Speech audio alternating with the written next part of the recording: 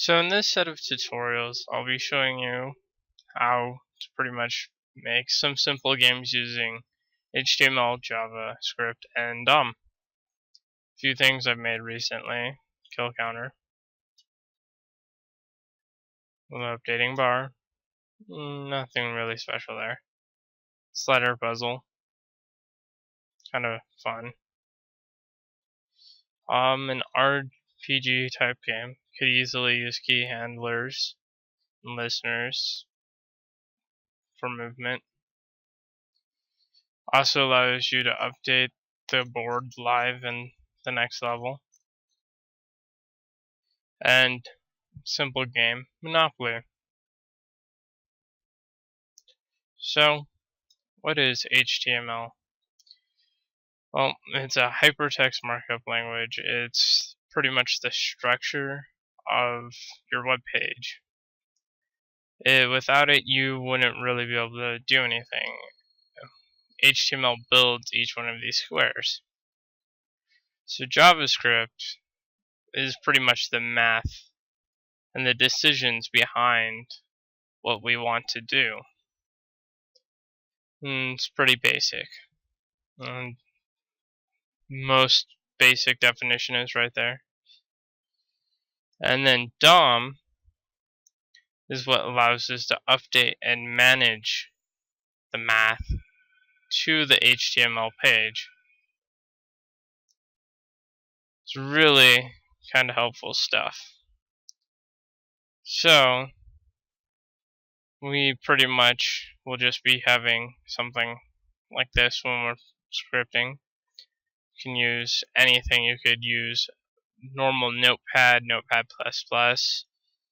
Sometimes I use cloud.ide, and my account's not really set up at the moment for the video, so I just get kicked off. It's kind of like a domain that houses all of your projects, supports quite a few things. So, what do we need to know to actually start? Well, so to start, we need to build our first basic HTML file.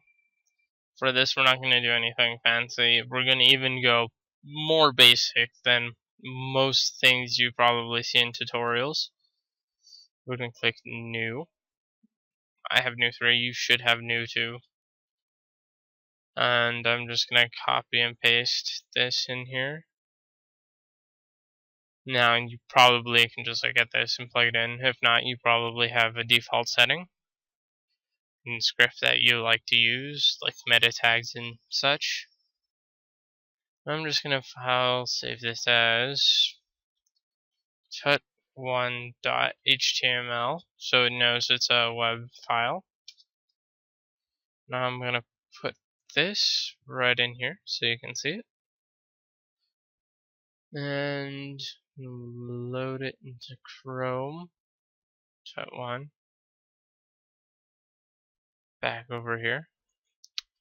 Going to build a simple paragraph tag in our body. P. We're going to give it an ID of message1. Close that off. And then we're going to simply call it message, no message. Then we're going to close it off. Now, on mouse over equals, we're going to call a function change message. I'm going to make that a function. I'm just going to copy this and go over here and type function. Let JavaScript know we're dealing with a function. I'm going to paste it here. I'm going to add my closing and starting bracket. Starting, closing. Side of this, I want it to figure out what message is. So I'm going to call var message the day equals, and document dot get element by ID. It's very specific on how it looks at it. Now we're looking for a string ID because we didn't tie a number to the ID. It can be a number. I could easily put 1 here. And I'm just going to say message 1.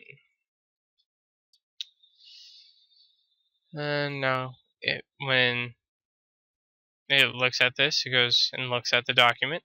So all of this. Then says, what do I want to get? And I say, well, I want the element with the ID, message 1. And it goes, okay, where in all of this does that fit? We have this right here, only one thing. If we had more, it would change all of it. And then message of the day dot inner HTML equals, and we'll give it a string instead of a variable, and we'll say have a nice day. It seems pretty simple. And then we'll save this. Should work if all is correct. No message. Have a nice day. Now we want on mouse off.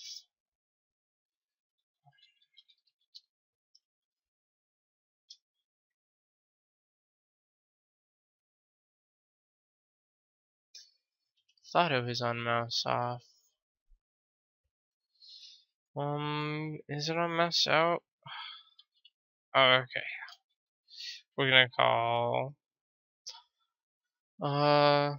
reset.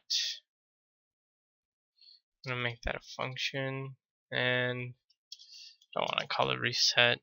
Well,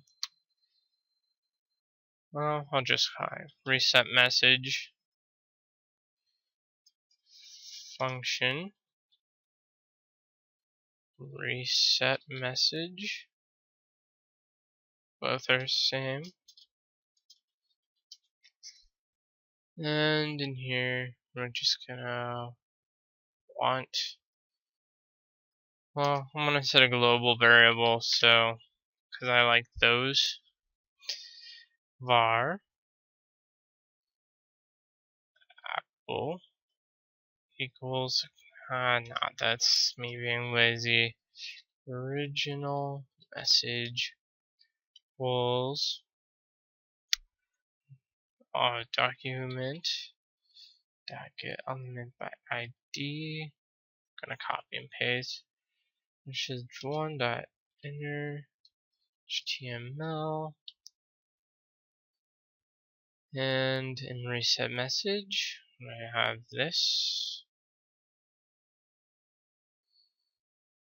and so message for the day. I'm gonna say reset. I could have left those alone, but I'm not going to. And I'm gonna tell it to become original message. Now, in here, no message. Property of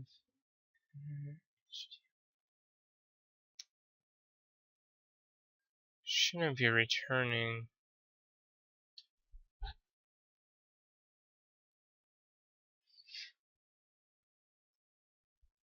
Oh, okay.